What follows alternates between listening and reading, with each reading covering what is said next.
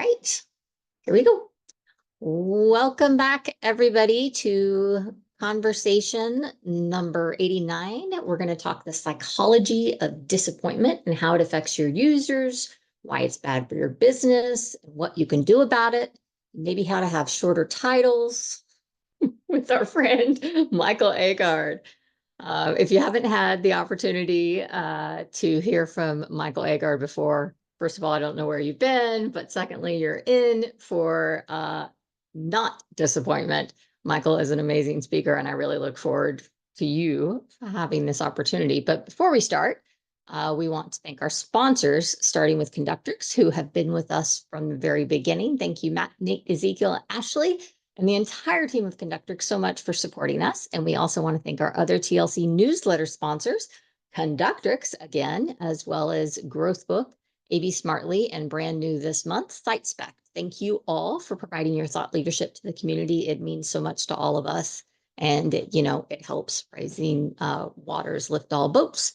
Also, last from far from least, thank you, Convert and Blazing Growth, for sponsoring the TLC community. If you all haven't been participating in the Conversations channel on the TLC, that is sponsored by Convert, and you have an opportunity to participate in those conversations and win prizes every month just by engaging in the community.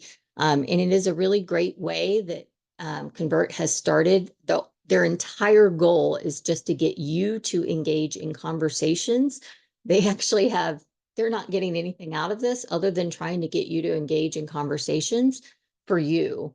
Their goal is to try to get people who maybe are a little shy about talking to get you to talk so that they can shine the light on you. So, hey, go engage and, maybe win an Amazon gift card just for talking. It's kind of a cool way to get you to practice talking. It's a really good thing to do. So before I introduce Michael, let's do a couple of announcements. A reminder, hey, Experimentation Island tickets are on sale. If you haven't heard Heather Green's new song yet, you need to go check that out. Josh rickrolled her. It's kind of amazing. So you need to go listen to it. Ticket registrations are really on a roll in January. We had 12 rooms in the last 2 weeks alone sold. We do have a limit of rooms. We only have the one hotel, and there's only so many of them left. And we also have limited shuttle spaces. So for those of you who are planning to take the shuttle, when it's sold out, it's sold out. So don't wait. If you want to join us on Experimentation Island, lots of great speakers, plus the unconference sessions where you can actually lead a session yourself. We have limited spaces, but we'd love to see you there. And, I am the organizer. I have discounts. Reach out. bit.ly/EI 2025 gets you the TLC discount. Aaron and Lucas are leading the Good Experimental Design workshop. It kicks off January 7th. She only has spots for 2 more people. So if you want to be in Aaron's and Lucas's workshop, you need to reach out or register right away. She only has 2 more spots. That's bit.ly Good AB Design, capital or not capital, Good AB Design. And then Jill Quick, she has a couple spots left in her Google Analytics 4 fundamentals. That's bit.ly GA4 Jill. And that starts, I can't see that date. I think it's February 4th. Then we have a new date for Ken's workshop on getting started with GA with BigQuery. That has been moved to February 18th. You can reach out to Ken if you have any questions about that. And then Michael Aagaard has a class. Michael, do you want to talk about that real quick? I could introduce it, but I think it would make more sense for you to introduce it. Sure. Yeah. So I've been in the CRO industry for a while now, since 2008, and then part of a big part of my career has been public speaking. It has really done a lot for me as far as making a name for myself in the business and so on. And then later on, it's become a career of its own. So I do a lot of keynote speaking now. It's part of my business. And then not least, I do a lot of speaker coaching because I really, really enjoy helping other people, succeed and get on stage and do their thing. And kind of, I guess what makes me uniquely qualified for it is just I have so much experience from doing it myself. So I've virtually been in any crazy challenge you could possibly imagine as a speaker. So in that way, I have a lot of empathy for the people I coach. And at this point, I've coached 143 people, I think. And so this cohort format is a little bit new for me because I usually do on one-on-ones. But the idea here is we're doing 7 sessions and essentially taking speakers from having no presentation and very little experience to actually having a full presentation that has been practiced and everything you feel confident in and that you're essentially ready to take to the stage. And then just real quick, because otherwise I can talk about this for a long time, but just 2 things real quick. Why would you even want to get coaching? Well, overall, it is quite difficult to put together a really, really good presentation. And also for most people, it is terrifying being on stage alone in front of hundreds of people presenting. And when you work with an experienced coach, that can, help really fast track your development and also help you kind of leapfrog over a bunch of pitfalls. And then just quickly about my coaching, this is always tailored to the people I work with. So I'm always focused on exactly those goals. I don't have a set curriculum that I'm forcing people to go through, and we're not going to talk theory about the ancient Greeks, how they persuaded people and stuff like that. It's always very, very, very practical and based on real world experience and getting you to the highest level you can in the shortest amount of time. Anyways, if it's something you're interested in, if one of your goals for 2025 is putting a talk together and pitching it to conferences, this might be the thing for you. So check out the landing page, see if it's interesting. Anybody who attended Experimentation Elite last June, that attended the TLC Mentorship Summit, you got to see a bunch of brand new speakers who had never presented before. They were all coached by Michael, and they all had some of the highest rated presentations at Experimentation Elite. And you should have seen the praise and the reviews that we got from those presentations. And those speakers can tell you how much the presentation training that they got from Michael meant to those mentees. So I'm a huge fan of I appreciate Michael's it. training. Thank you. So I was really excited when he wanted to do this, and I can't say enough about Michael's training. So we also have Ruben and I are repeating the Building Award-winning Experimentation Culture training that starts March 10th. We have we've got 4, so we have 3 slots left. That's bit.ly AB culture. All the full scholarships are left, but the half scholarships are remaining. Let me go back to Michael's class. He still has all half scholarships. So all of these classes have TLC scholarships, which are 50% scholarship, up to 50% scholarships remaining. I should have said that on all of these. Michael's class, you can apply for a TLC scholarship of up to 50%. The same is true for Ruben and my class. You can apply for a scholarship of up to 50%. All of the full scholarships for all classes have been taken. That's bit.ly AB culture. Now, let's talk about Michael.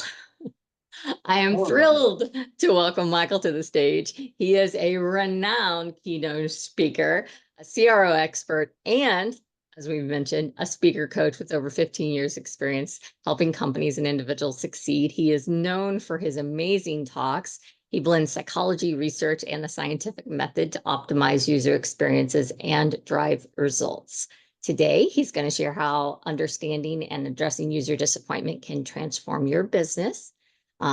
Not to disappoint us, as I've already shared, the most exciting news, he's launching the cohort-based training course with the TLC this March.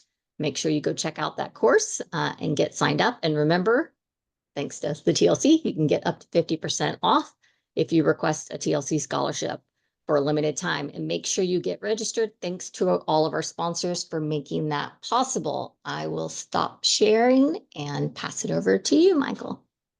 Thank you very much. Now let me just make sure I am sharing properly here. And if I could just get one of you to say, can you see the slides?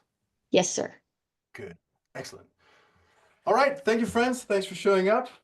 Excited to be here today. I would like to start with a story. And it's the story of the first time I experienced the dark side of advertising and marketing.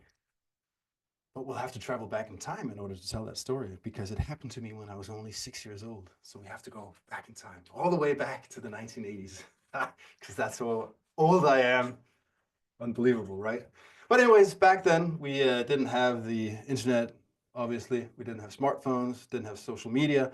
So as a kid, I wasn't anywhere near exposed to the same amount of ads as today.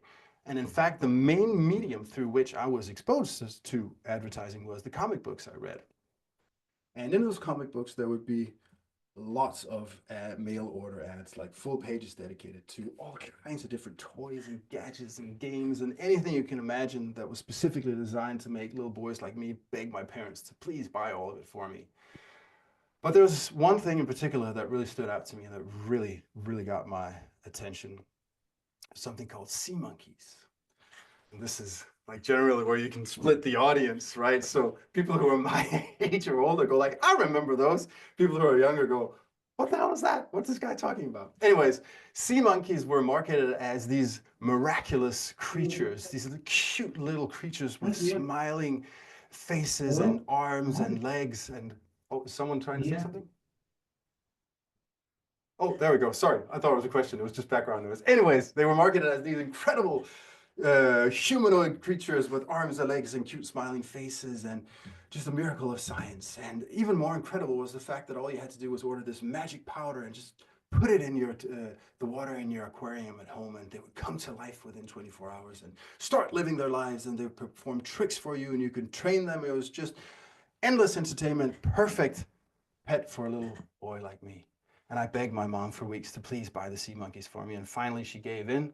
And I remember ordering them, filling out the form, and this was, of course, not an online form. This was a physical form we cut out of the comic book and filled it out by hand and put it in the envelope with money and sent it. And I waited weeks. For me, it felt like centuries.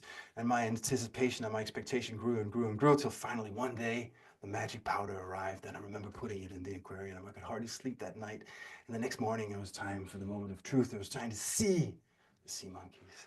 And when I looked into that aquarium, what I saw had nothing whatsoever to do with a monkey.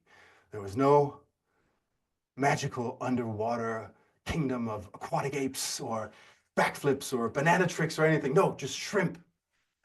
Shrimp floating around in the water. It couldn't get more boring than that. And they look huge here, but in real life, they're tiny, like you could hardly see them. It couldn't possibly be more boring than that. And so it turns out that's exactly what the sea monkeys were. They were just dried shrimp eggs, and when you put them in water and rehydrated them with some nutrients, they come back to life. Now imagine me, 6 years old. I was so disappointed. It was one of the worst experiences of my life at that point. I was expecting like the pinnacle, the most incredible experience possible, and this is what I got. And I was so disappointed on so many different levels. There was, of course, just a sheer difference between what I'd been sold, what I was expecting, and what I actually got. But then there's the whole other level, which was essentially just being disappointed in humanity, because this was the first time I experienced on my own body that there are people out there who will lie and cheat and deceive you on purpose just to get your money. And it changed me. Changed me as a person. It changed me as a consumer. It made me much more skeptical and jaded. And I never looked at ads again with childlike amazement. After I was just like, nah, I'm not buying it, man. You're trying to pull a fast one on me. And this might sound a bit dramatic or melodramatic, but it is. In fact, it isn't. It's a very common reaction to disappointment, and in this case, extreme disappointment. And I'm willing to bet that every single one of you have had a similar experience, many similar experiences. And I'm also willing to bet that you don't have to think all the way back to childhood to recall such an experience. And while we all intuitively understand that disappointment isn't good, it's not something we enjoy, it's not something we want to inflict on other people, I would also argue that we don't fully understand the extent to which it does impact our behavior and our decisions. And so I would argue that if we want to be able to change behavior, not least online, we have to understand disappointment, what it is, and how it affects us. Because when you look at the scientific literature, it's clear that disappointment has a profound effect on us, and it influences everything from how we learn and remember, how we react, to how we just generally interact with the world around us. And so today, that's what I'd like to do. I'd like to unpack that a little bit more, show you some of the stuff I've learned digging into this, because one of the amazing things I found when I started looking into this subject matter is there's no collected body of work on disappointment. You have to find it all over the place in different kinds of sciences and then put it together. So many white papers and much searching later, I kind of put all this together myself. And also when it comes to how disappointment affects online user experiences, there was zero, nothing. I could not find anything. So I've conducted quite a bit of research myself, which I'll also try to share with you. So we'll be looking at that, some of the psychology, some of the neuroscience behind disappointment, how it affects us, and then some examples from the real world. And not least, I'll attempt to get a little bit practical and give you some tools you can implement in your own day-to-day work. So if we were to ask a psychologist to explain to us what disappointment is, they would say something like this. It's the emotional pain we feel when our experience of reality does not match our expectation of reality. And so a practical way to frame it is to think of disappointment as the gap between expectation and reality. And the bigger that gap, the more emotional pain you feel, the more disappointment. Emotional pain is one of those things that we have a tendency not to take seriously enough, because it's not the same as, cutting your finger or breaking your arm, but it's very serious and it has profound effect on us.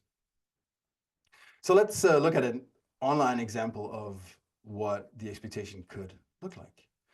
When I was putting together this talk, I was collecting examples.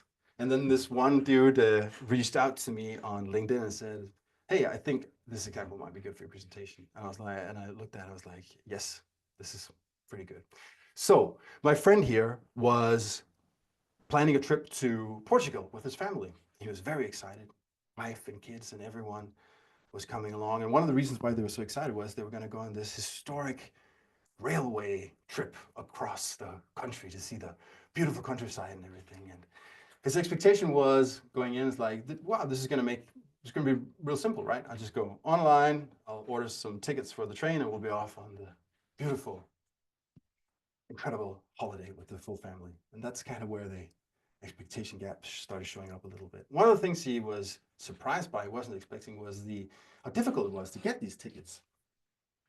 So this is step 1 out of 3 to create an account to then be able to potentially buy tickets. Okay, so this is quite a user journey here. Another thing he was surprised by was just like the sheer amount of information they were asking for on step 1 here. So we'll just scroll. If you got to go to the bathroom, now's a great time. It's just going to take a while. Still scrolling. And we got one more surprise, a bonus field here. So for a total of 26 mandatory form fields. So already a little bit exhausted here. But another thing that kind of surprised them a little bit was some of the information they were asking for. For example, this one, number of sons, which kind of begs the question, why is that relevant in this context? And also, why don't you care about my daughter? And then for, you can select a total of up to 10 sons. No more. So too bad if you have 11 sons. And then for each son, you then have to fill out a bunch more information here. So I'm not even sure how many. This is exponential increase in form fields here. So my friend was a bit taken back here, but he was highly motivated. The whole family vacation was at stake here. So he, of course, went through all of it. He filled out all the steps, all the information for all of his sons, etc. And he went through the whole thing of finding the tickets and all that stuff after he had done his profile here, and payment and everything. And finally, light at the end of the tunnel, he was at the last step when he saw this. This was after going through payment and everything. System failure, we have no idea what happened. If you made a payment, check that the operation was successful somewhere, call or something. And then at the same time, we got a text message from the bank saying that they took the money from his account. So yeah, there's a bit of an expectation gap there. Going in, we're gonna have beautiful vacations. It's gonna be real simple. I'm just gonna buy these tickets real quick and we'll be off. And then reality, usability nightmare, like the worst obstacle course you could imagine. Pay a bunch of money, have no idea how to get the tickets or the money, and just terrible. And then you might rightly call out and say, but Michael, this is such an extreme example. Like, of course. But that brings me to an important point. This is an extreme example, but it doesn't take anything near as extreme as this to really make your customers or your users feel deeply disappointed. And to illustrate this point, I'd like to share some research I conducted with you. I did a bunch of different stuff. I'm not going to drag you through all of it, but one of the pieces of research I conducted that I thought was particularly meaningful, that anyways to me was really interesting, was a survey I conducted amongst a couple of hundred just regular people recruited from all over the place, so not like online experts or anything like that. And I asked them this initial question, or I asked them to think of a disappointing experience that they had online and then briefly describe it. So I wanted also to kind of get them back in the emotional state, and also I was interested to see what situations they would experiences they would describe and so on. And then the first follow-up question I asked them was, how did it make you feel? And this is the top 10 words they used to describe how they felt. Notice that all of them are negative, but frustrated and angry are the top 2. Disappointed, annoyed, sad, upset, betrayed, confused, irritated, and deceived. Wow.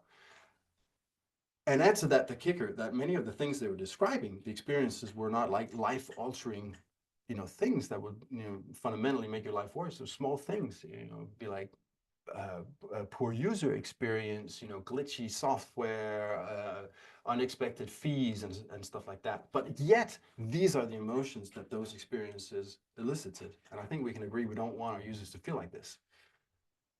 I also asked them, did it affect your subsequent behavior online? And 93% said a resounding yes, and not in a positive way. It was in a very negative way.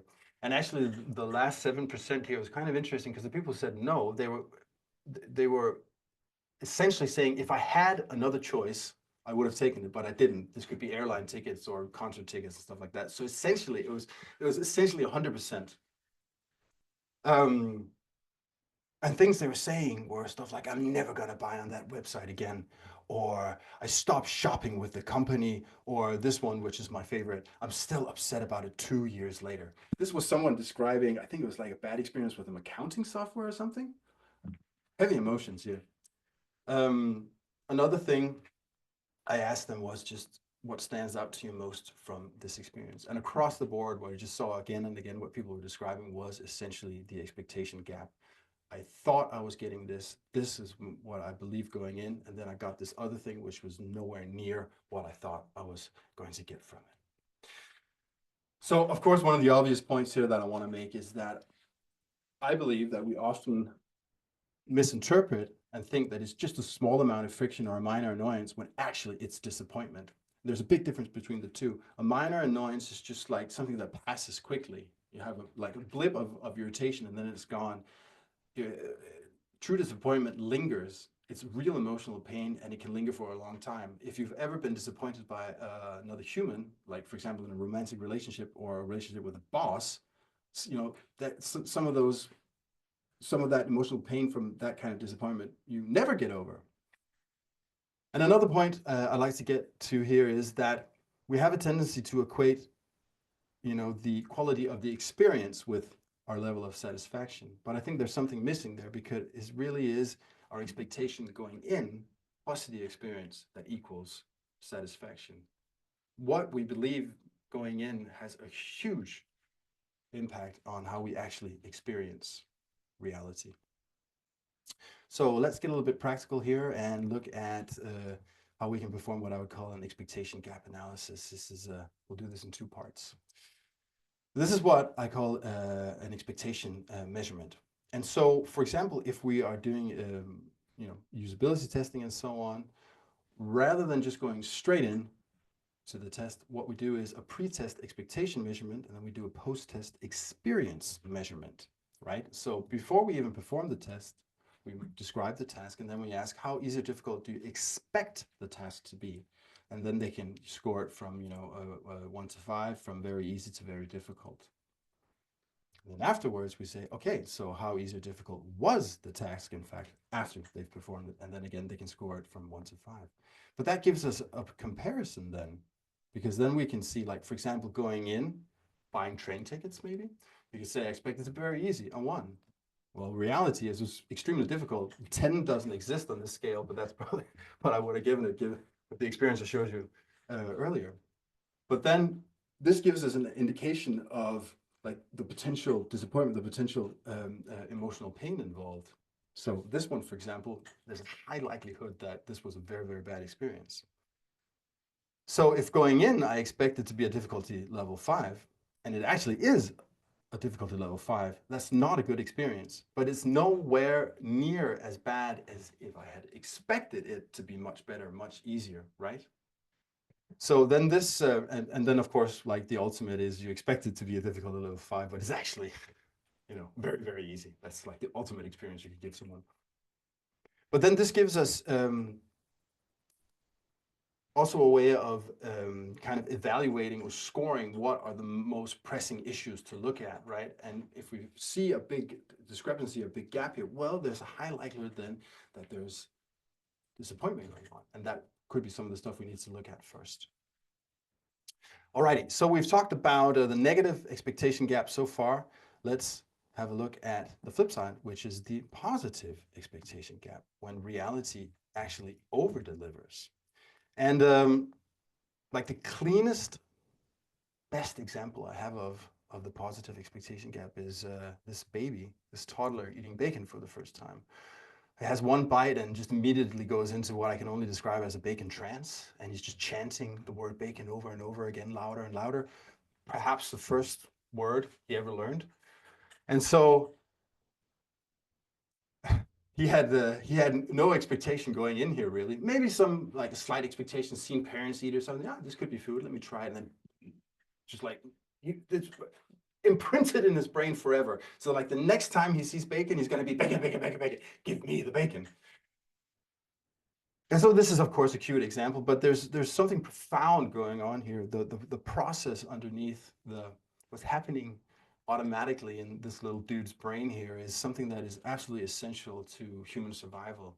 Because for our ancestors, and we're talking a very, very long time ago, being able to predict where the next reward came from, the next thing that was good for our survival was essential, right? And the better you were at expecting where it would come from, predicting it, but predicting it accurately, the higher the likelihood of getting rewards and the higher the likelihood of surviving. So this is so important to us that it's just on autopilot. And it's a complicated process. I'm going to simplify a bit here, but dopamine plays a very important role here. Dopamine is very misunderstood. I'm not going to go off on a big tangent on that. The main thing to know about dopamine is that it plays an absolutely crucial role in anything that is related to goal-seeking behavior. You could call it the molecule of motivation, focus, and so on. For example, people who have ADHD, like me, a neurohypothesis is that they simply have a lower baseline of dopamine, because you need to muster a certain level of dopamine to be able to perform normal tasks. And so people who have a normal baseline of dopamine can more easily, focus on mundane tasks, where people like me, who the theory says has a much lower baseline of dopamine, is just much, much harder for us to get into focus. But when the things that do catch our attention, that really get the dopamine going, there's hyper focus. It's the other way around, because it comes in such limited supply. Anyways, I'm going off on a tangent that I said I wouldn't go off on. I'll return now to the subject matter at hand. Anyways, what happens here is our brains are constantly making predictions about the next, reward. And one of the misunderstandings about dopamine, we talk about dopamine hits, and that's not the way it works. We have a baseline. We're always producing dopamine. So it's not like it's not there and then suddenly it's there. So we have a baseline level, it's going like this. When we form an expectation, when we make a prediction about a reward, we see a spike in dopamine. And that is driving us towards pursuing that goal. So there's a quote which is, dopamine is not about the pursuit of happiness, it's about the happiness of pursuit, right? So that's the main factor. It's driving us towards seeking that what we believe to be a positive outcome. Now, if the outcome, the reality, the reward is better than expected, then we see another spike in dopamine. So this is really powerful because this is then reinforcing the behavior here. So we get the initial spike driving us towards behavior. This is better than we thought. Cool. Another spike which is telling us to do this over and over again as much as possible. Our brains can't tell the difference between good and bad rewards these days, so that can become a problem. So if the reward is the same or what we expected, we don't see the second peak in dopamine, which also explains why the first time you experience something, often you can't beat that. You're going to be chasing the dragon afterwards because you know what to expect the next time and you kind of need more and more. Another tangent I shouldn't get into. Interesting subject matter though. Anyways, what happens though if you don't get the reward or it's worse than expected, it doesn't live up to reality? Well, you of course still get the spike on the expectation, but then when you don't get the reward or it's worse, you actually see a dip, a crash in dopamine. This does not feel very good. This puts us out of balance. It feels really, really bad. And so this is an equally powerful signal to the brain saying, no, no, no, no, no, no, not what we expected. This was not good for your survival. Do not repeat. So this is very, very important because, of course, in survival terms, being able to optimize and always make better predictions is very, very important. And making poor ones, we want to try to eliminate those. So this is actually a super, super smart way of, the brain making little hypotheses and testing, and then learning from it. But this is essentially disappointment from a neuroscientific standpoint, which I find fascinating because what that means is that this is, oh, sorry, I messed up my slides here then. What this means is, gotta wait for it to finish, that disappointment is actually a tangible neurochemical event. So it's not just part of our psychology, it's part of our physiology. It's built into us, it's hardwired into us, which goes a long way in explaining why we react to it so heavily, because it goes back to survival instincts. When we feel disappointment, essentially it's saying, you're probably gonna die because this happened to you. And even though we rationally know that now, our brains haven't developed to not react that way. Again, I oversimplified, or maybe not oversimplified, but I definitely simplified. This is called reward prediction error. Look into it. It's fascinating. It explains so much about our behavior. All right, so back to psychology. You've probably all heard about disappointment aversion, how we, often would rather not part with something we have, or we fear losing something more than we appreciate getting something. And it's kind of the same thing with disappointment. So essentially, we feel the pain of disappointment more intensely than the joy of having our expectations filled. So subconsciously, without thinking about it, we make decisions to try to avoid the future emotional pain of disappointment because it's that hardwired into us, which is really, really interesting, I find. And I have a personal example I brought with me today. And it's one of those things I debate whether I should actually share with others because it's honestly very embarrassing and you might judge me. But I trust you, so here we go. More than anything in the world, my deepest, darkest desire, what I want selfishly for myself, more than world peace or anything else, is just gorgeous hair. Just beautiful, long, blonde, beautiful hair. But as you might have noticed, that's not going to happen naturally. The ship has sailed. So when I sit there and fantasize about how much better my life would be if I had beautiful, awesome long hair, I could put in a man bun and braid and all kinds of stuff. Well, I might have a peek.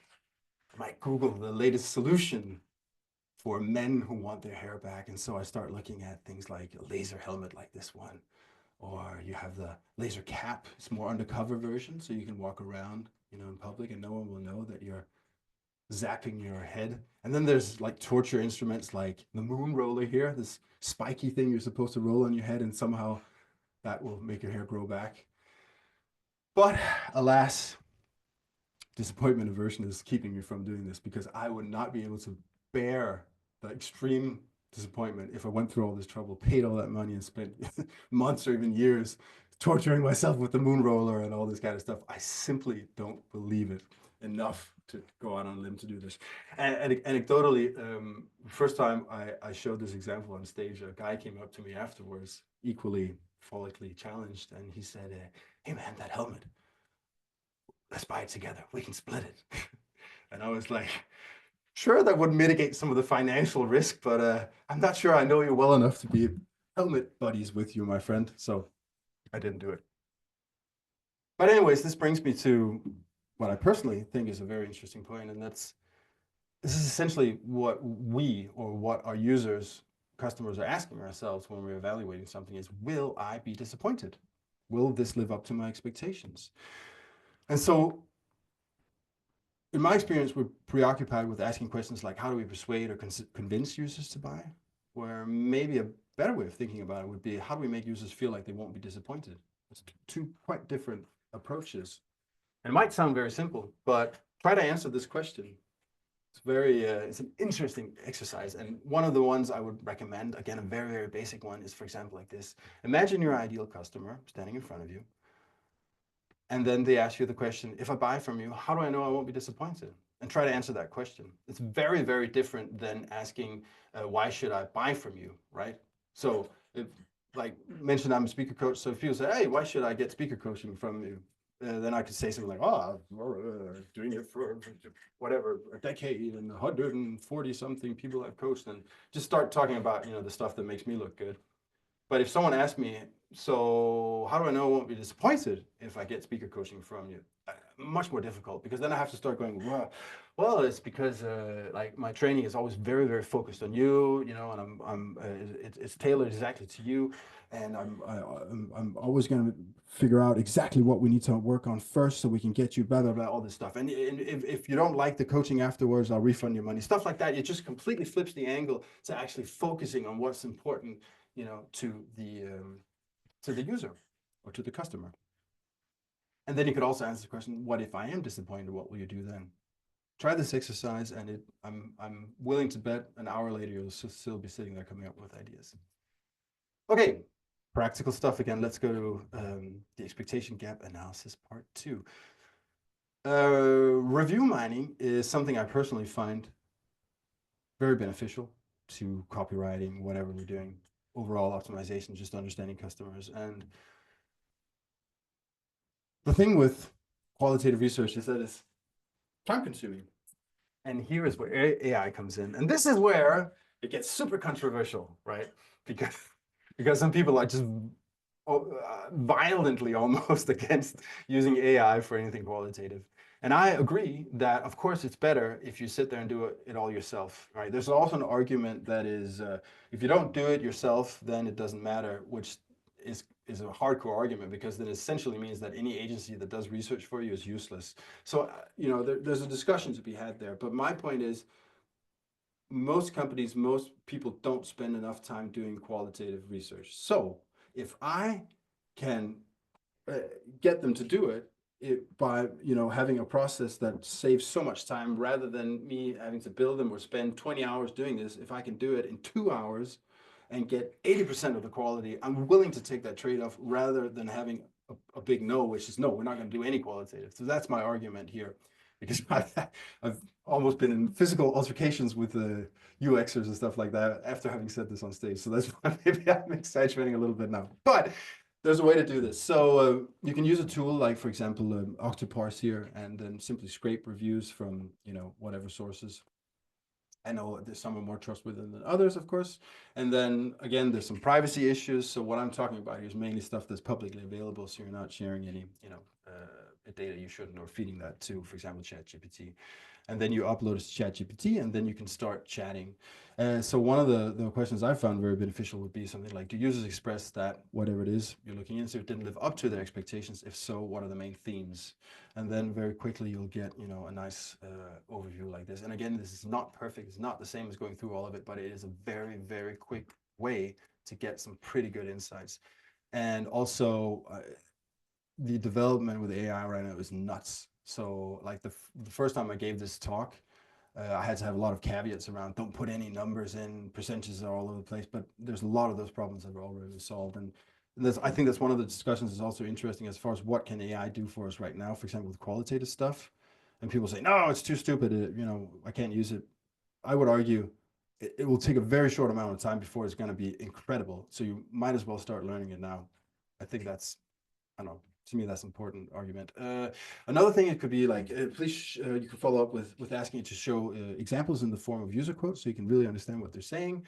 The other way around, do users express that, you know, whatever it is you're looking into surpass their expectations? If so, what are the main themes? So now we're looking for, you know, inspiration for the copy we will put on the page. So these are the real true things that people actually experience that the product or the service delivered. It's very different than, you know, sitting there in a marketing team trying to dream up USPs or whatever. Another thing you could do is just pre-segment. So you're going about negative or positive, and then you just say, what are the main themes? It's a very, very quick exercise that can be extremely helpful. There's the playbook, AI playbook for experimenters, Craig Sullivan, Marcella, Iqbal, a bunch of people worked on this together. It's really good work, and they went through the trouble of you know, actually taking the time to look into what can you do and what can't you do. And this is, like 6 or 8 months old, so they probably already have to update it now. But a great resource, check it out. So one of the detrimental effects of disappointment is that it leads to distrust. It has a tendency to destroy source credibility, and of course, source credibility in this case would be the brand, the source of the disappointment. Brian Kugelman said it very well. Trust doesn't drive behavior, distrust stops it dead in its tracks. And it's kind of what you could call trust erosion, where we can go from a state of trust to distrust, or from brand loyalty to brand spite, essentially. I've been there many times. And once you get to the distrust or the brand spite level, it's kind of, you kind of turn into a vigilante almost, where you're like, you want revenge on the brand that made you feel so bad, that, you know, gave you such a horrible experience, and then you want to, you know, you want others to know about it. You want to get your frustration out there. That's when you know, start leaving nasty reviews and all this kind of stuff. So it's a very, very, very bad place to be. And I think this is something that, again, that we have a tendency to forget. And one of the things I think is really important for us in the CRO industry to think about is, for example, when we're doing A/B tests, are we getting a very short-term lift where we don't understand the later consequences? For example, if you're touching upon a dark pattern, for example, you might not see it as a dark pattern. You test it and you see initially, you know, an increase, but down the line it might be something that makes people really angry. I've had several of these examples with apps, for example, where you're on the free trial or whatever, the 7-day thing. And then, yeah, you know, cancel whenever, no commitment and so on. And then the freaking second the trial runs out, they bill you for a year, like an annual subscription up front, right? And I've had this happen a couple of times for the App Store, where I didn't get any warning or anything. I didn't know it up front. And then suddenly they've taken like $120 from your account. And then fine, okay, great. You know, I can cancel anytime, but that means very little when I've paid you 12 months up front. I've had this experience, for example, with Calm, which the irony is insane here. It's like, it's the Calm app, which absolutely threw me into like insane rage, right? So I had to download another app to then control the rage and the stress I felt from this app. But anyways, I was so angry at them that even though they conned me into paying for 365 days, like, no, I'm not gonna use it. I know I paid for it, I'm just out of spite, I'm not gonna use it. So anyways, a test like many of these examples I've seen, where you could then blindly be testing and saying, hey, look at all the annual subscriptions we're getting. This is fantastic. I wonder why no one is, like, you know, signing up over and over again. Important. There is the service recovery paradox, which is another fascinating psychological phenomenon. And basically it states that if you disappoint someone, if someone has a really bad experience, but you then take it seriously and you actually go above and beyond to make it better, it can actually make them even more happy, right? So you become even more loyal. This just speaks to the extreme importance of having a great customer success team and really taking it seriously. And also, I just want to caveat, like, I'm not suggesting like this is your main strategy. It's very difficult, dangerous. Like, you just disappoint everyone and then you make them happy afterwards. No, no, no. But I have an example of this.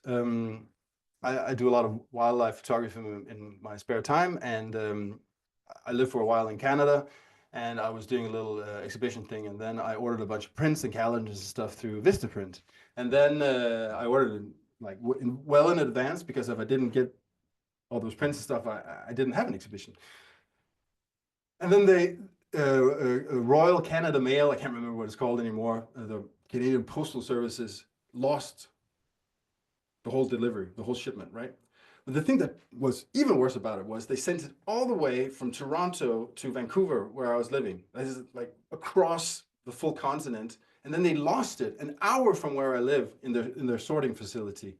And I could get no help. I was like really, really angry because there was just no help to get from them. So I actually called Vistaprint and I said, I know this is not directly your fault, but I think you need to know like how poorly this reflects on the whole thing, because I did not get the stuff, and I'm desperate now. And right away, the customer service representative said, no problem, sir. I'll send you another order immediately, and I'll expedite it so you'll have it in 2 days. We won't use Canadian Royal Mail or whatever. And I was like, what? And I said, but what if I get the first shipment? He said, well, then you'll have two, won't you? And I said, I think I just fell in love with you. And I've been raving about them since. It was a fantastic experience. So every time I've done this presentation, and every time I will in the future, I'm raving about Vistaprint, how incredible they are. That's just an example of the service recovery paradox and why it really does pay off. And as far as how to handle a disappointed customer, well, take them seriously, and then at least compensate them to the level where they don't feel they've lost anything. Apologize profusely, and preferably give them a little bit extra. That's the way to save them. And then there's the whole thing about it's harder to get a new customer than to keep a loyal one, and same thing kind of with disappointed versus not disappointed customers. But I had exactly the opposite experience with Meta when my business account was hacked for like the 4th time or something crazy, because I was, at that point in time, I was running ads for my photography stuff, actually. But my account was hacked, and it was crazy because they were just ripping money from my account. I was freaking out. It was really bad. And then a long story that it takes too long to tell, but I found a way to actually get in contact with Meta, because I'd gone through all the self-help stuff, all the help articles and everything. And then just because I know someone who has a pretty high position there, I could get a hold of him, and then he could actually get me in contact with them. So I was so happy. So I sent them an email, described everything. I described, like, I've gone through everything you've told me to do, all the help articles, everything. I cannot solve this problem. And then this is the email I got back from them. Since you are unable to recover the account, try to recover your account. Which is like, this is nonsense. This is a self-defeating. This is right. You go to the doctor. It's like my arm is broken. Well, since your arm is broken, I recommend you try to not have your arm broken. Like, it makes no sense. And I'm not going to show you the email I sent back, because you would be disappointed in me as a human being. He seems like such a nice guy, and actually he's a psycho. Yeah, this made me very, very, very angry. Okay, rounding off. First thing is, overall message is mind the expectation gap. Really, really consider it. Really think about when you're doing your CRO work, and be mindful to not make the mistake of underestimating and thinking something is just a tiny point of friction or just a minor annoyance, when it actually could be something much, much serious. And yeah, disappointment is a serious conversion killer. And we have to be really, really careful in our work, and we have to be careful when we are running A/B tests, etc., that we don't, accidentally build experiences that down the line are really going to hurt our brand. And rounding off completely.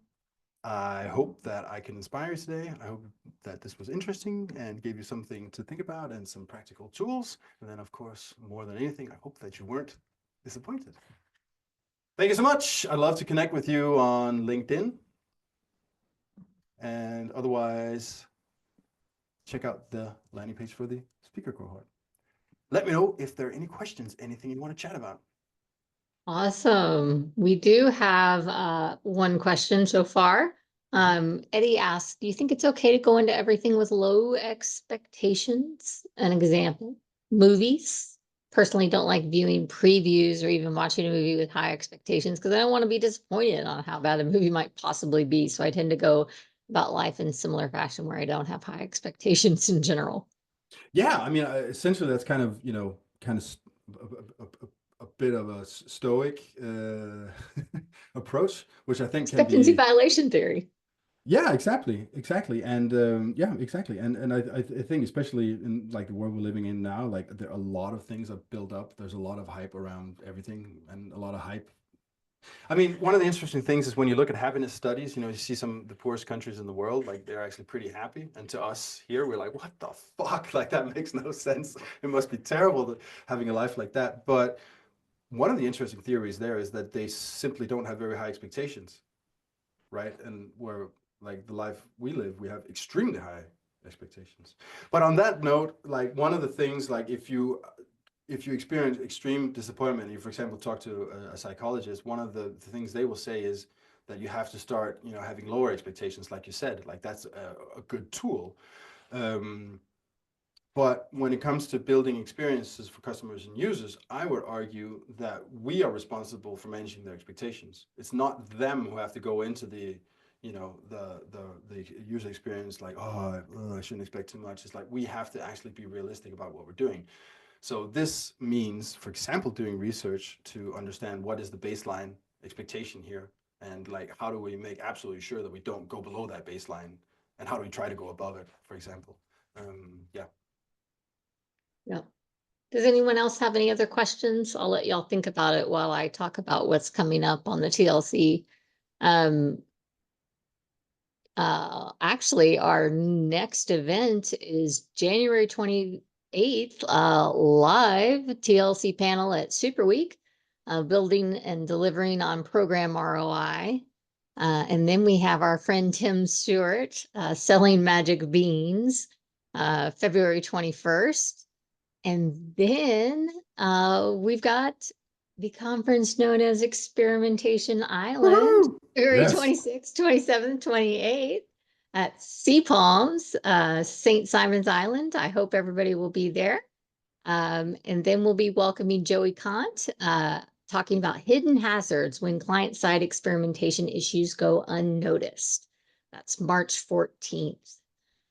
Let me go back to the channel. I see Pooja typing. I'll give her a minute to type.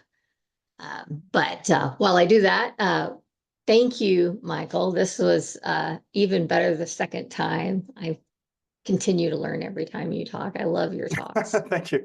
Yeah, I and really do. you actually saw the first version because I did that last Really? year. Yeah, that was so I learned a lot from the first one, and yeah, have tweaked it. Yeah, I'm always trying to make it better every time. So yeah, Well, you did. thank you. It was great. Well, Pooja's type slow. Pooja, take yourself off mute. Oh, okay. Do customers with higher expectations generally pay higher or premium? Or does that fall apart in your experience? I have experienced expectations. Do they? That's such an interesting question, and it's I have to parse it for a second. Do they? It's a little I think. playing off of the, you know, if should we go into things with less expectations, but then if the premium paying clients Yeah. are like, okay, well, I have high expectations. Obviously, if you disappoint them, then you're going to lose them faster. But in your experience, does that match up, or Well, does no, that? Higher I think, I mean, expectations equals a higher willingness to pay more. I think so. I mean, but because it's a classic example of overselling and under-delivering. Like the first agency job I had, the CEO there was an expert. Like he would come back like, you know, we got this client, millions. And then when he came to us, the people who are actually going to do the work, we're like, there's no way. Like this is not possible for us. And then we were like, well, of course the client is excited and is going to pay all this money, but there's no way in hell we're going to be able to deliver this. So I think that's the classic example. So I think, yeah, if your expectations are built up to the point, like for example, if someone built up my expectations and made it credible that I could actually grow my hair back, I'd probably pay, you know, a decent amount of money for that for sure. But then I guess it's it's such an interesting philosophical question of the difference between again reality and expectations, or how credibly you can sell it. But I would probably say that the right thing to do, of course, the ethical thing and the right thing to do is to set realistic expectations. But if it's possible, well, first and foremost, avoid the biggest pitfall of them all, overselling, under delivering. But if you can, then slightly undersell, because then there's a higher chance of over delivering. But another thing I think also is just understanding, and so I think it doesn't matter if it's a job interview or whatever it is. It's not very romantic, but essentially it would be great going into a relationship and saying, I'd love to know what your expectations are of me as a partner going in. I think if people were able to have these discussions, it would be great, because then you can, you know, or with a new client or whatever, you can be like, this is completely, I'm never going to be able to live up to that, right? Or if you're interviewing a new CRO client and you're like, what are some results you're looking forward to? Well, I'm looking forward to the guarantee 100% increase. You'll be like, whoa, like run for the hills here. This is not going to, you know, we're never going to be able to deliver that. We do have one more question, but we are at time. And so I'm going to ask Michael if you'll hop over to the TLC calls channel to answer it, because got a hard stop. So Okay. thank you so much, thank you. Michael. It was so Thank you great. for having me. Thank It you. was great to see you. Yeah, you Bye, too. everybody. All Have right, a bye. wonderful weekend.